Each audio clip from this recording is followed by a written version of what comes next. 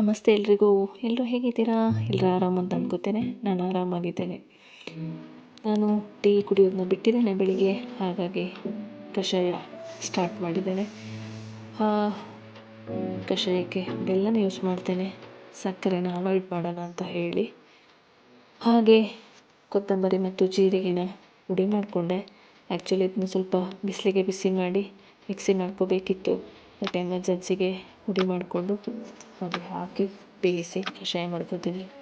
ನನ್ನ ಈ ಚಾನಲ್ನ ಫಸ್ಟ್ ಟೈಮ್ ನೋಡಿದ್ರೆ ಸಬ್ಸ್ಕ್ರೈಬ್ ಮಾಡಲಿಕ್ಕೆ ಮರಿಬೇಡಿ.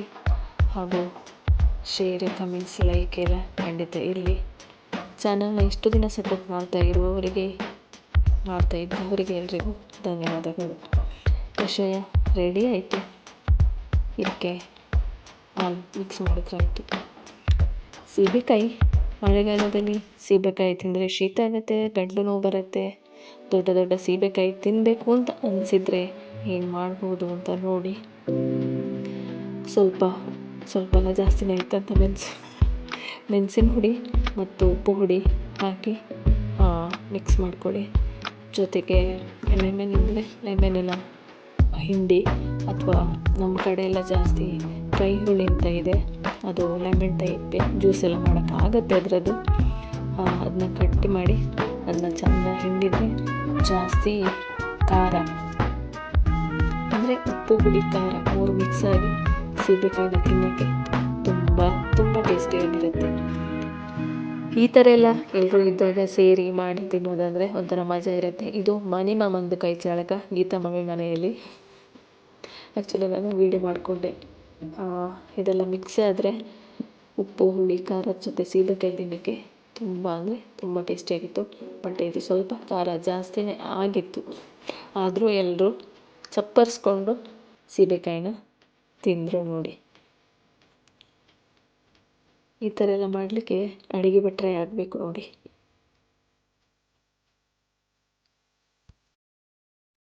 ನಾನು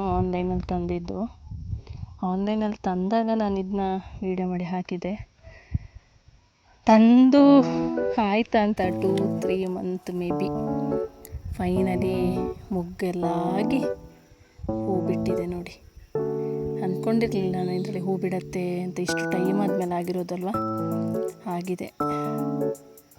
ದುಡ್ಡು ಕೊಟ್ಟಿದ್ದಕ್ಕೆ ಸಾರ್ಥಕ ಆಯಿತು. ಕೇಪುಲ ಹೂ ಅಂತ ಹೇಳ್ತಾರೆ ನಮ್ಮ ಕಡೆ.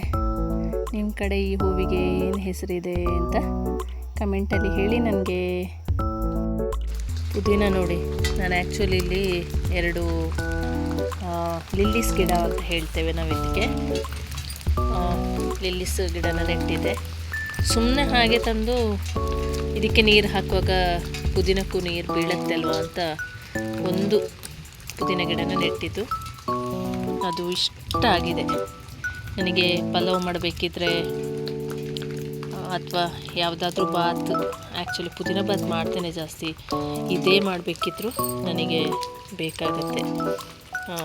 ಮನೆಯಲ್ಲೇ ಇದ್ದರೆ ಫ್ರೆಶ್ಶಾಗಿ ನಮಗೆ ಯಾವಾಗ ಬೇಕೋ ಆವಾಗ ತೆಗೆದು ಬಾತ್ ಮಾಡ್ಕೋಬೋದು. ಅಥವಾ ಪುದೀನ ಚಟ್ನಿ ಮಾಡ್ತಾರೆ. ನನ್ನ ಅತ್ತೆಗೆ ಪುದೀನ ಚಟ್ನಿ ಜೊತೆಗೆ ಶುಂಠಿ ಹಾಕಿ ಚಟ್ನಿ ಮಾಡೋದಂದರೆ ತುಂಬ ಇಷ್ಟ. ಬಟ್ ಈಗ ಮಳೆ ಬಂದಿದೆ, ಮೊನ್ನೆ ಇದಕ್ಕೆ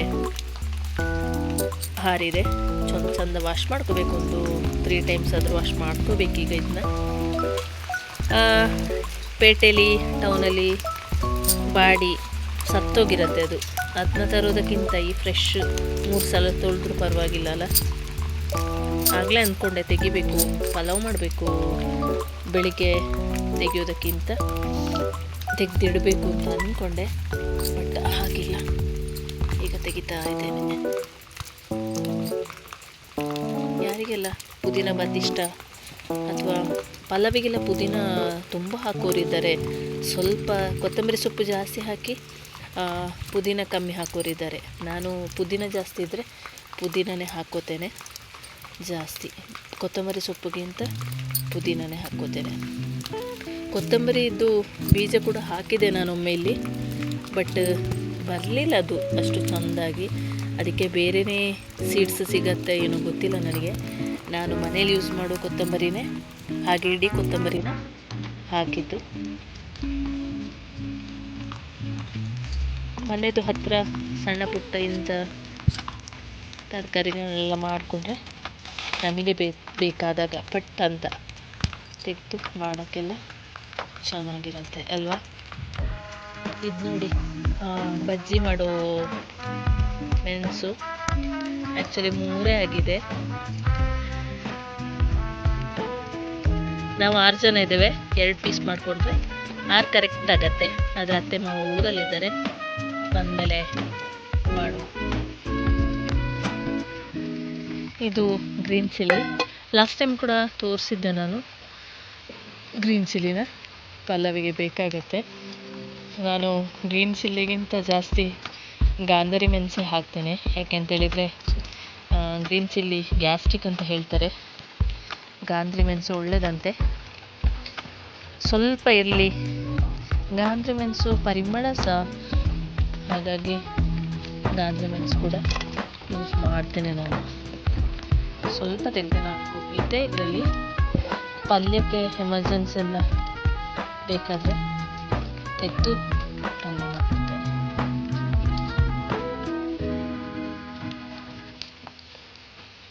ಮಳೆ ಬಂದಿದೆ ನೋಡಿ, ಗುಡುಗು ಕೇಳ್ತಿರ್ಬೋದು. ಇಷ್ಟೇ ತೆಗೆದೆ ನಾನೀಗ. ಗಾಂಧಾರಿ ಮೆಣಸು ನೋಡಿ ಹಣ್ಣಾಗಿದೆ. ಇದು ಹಣ್ಣಾದರೂ ಇದರ ಜೊತೆಗೆ ಕೊತ್ತಂಬರಿ ಸೊಪ್ಪು ಮತ್ತು ಪುದೀನ ಜೊತೆಗೆ ಹಾಕಿದಾಗ ಕಲರ್ ಬರಲ್ಲ. ಆ್ಯಕ್ಚುಲಿ ಸ್ವಲ್ಪ ಟೇಸ್ಟಿಗೆ ಇದು ಸಹ ಇರಲಿ. ನಮ್ಮ ಮನೆ ಸುತ್ತಮುತ್ತ ಈ ಥರದ್ದೆಲ್ಲ ಮಾಡಿಕೊಂಡ್ರೆ ಎಮರ್ಜೆನ್ಸಿಗೆಲ್ಲ ತಗೋಬೋದು, ದುಡ್ಡು ಕೊಡೋ ಅವಶ್ಯಕತೆ ಇಲ್ಲ, ಮತ್ತು ಫ್ರೆಶ್ ಆಗಿರುತ್ತೆ. ಇದಕ್ಕೆ ಯಾವುದೇ ಗೊಬ್ಬರ ಇಲ್ಲ, ನೀರು ಮಾತ್ರ ಇರೋದು. ಗೊಬ್ಬರ ಇದ್ದರೂ ಸಹ ಅದು ಗಂಗಮ್ಮಂದು ಗೊಬ್ಬರ ಮಾತ್ರ, ಹಾಗಾಗಿ ಆರೋಗ್ಯಕ್ಕೆ ಒಳ್ಳೆಯದು. ಬಸಳೆ ಅಂತೂ ತೋರಿಸಿದ್ದೇನಲ್ವ ನೋಡಿ, ಮೊನ್ನೆ ಕಟ್ ಮಾಡಿ ಸಾರು ಮಾಡಿದೆ ನಾನು. ಈ ಥರ ಬಕೆಟ್ಗೆ ಹಾಕಿ ತುಂಬ ನೀರಲ್ಲಿ ತೊಳ್ಕೊಳ್ಳಿ. 1-2-3 ಸಲ ತೊಳ್ಕೊಂಡ್ರೆ ಕ್ಲೀನ್ ಆಗುತ್ತೆ. ಅದು ಸ್ವಲ್ಪ ಮಳೆ ಬಂದ ಕಾರಣ ನೀರು ಹಾರಿ ಮಣ್ಣಾಗಿದೆ ಅಷ್ಟೇ, ಇಲ್ಲದಿದ್ದರೆ ಚೆಂದ ಇರುತ್ತೆ ಪುದೀನ. ಇದು ನಮ್ಮ ತೋಟದಲ್ಲಿ ಇರೋ ಗಾಂಧಾರಿ ಮೆಣಸು ಗಿಡ.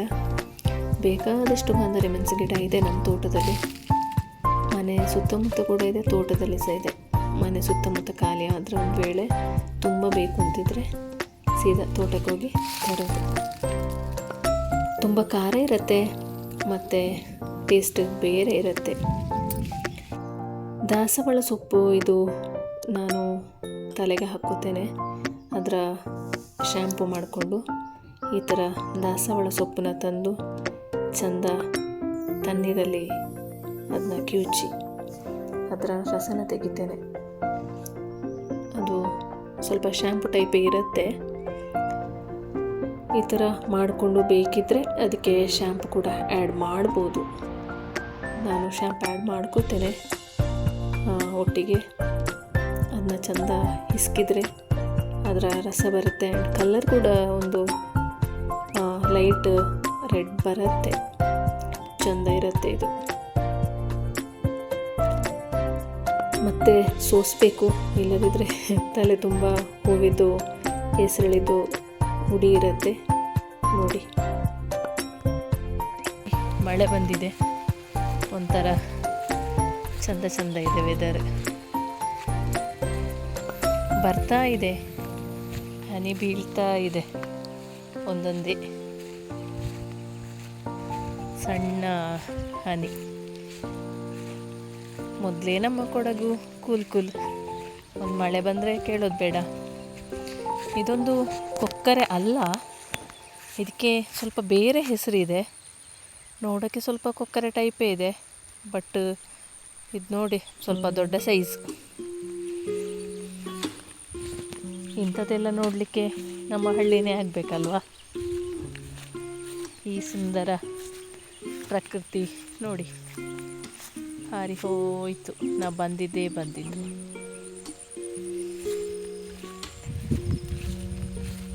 ಸಂಜೆ ಹೊತ್ತಲ್ಲಿ ಒಂದು ವಾಕ್ ಹೋಗ್ತಾ ಇದ್ದೇನೆ. ಹಾಗಾಗಿ ಒಂದು ವೀಡಿಯೋ ಮಾಡಿಕೊಂಡೆ.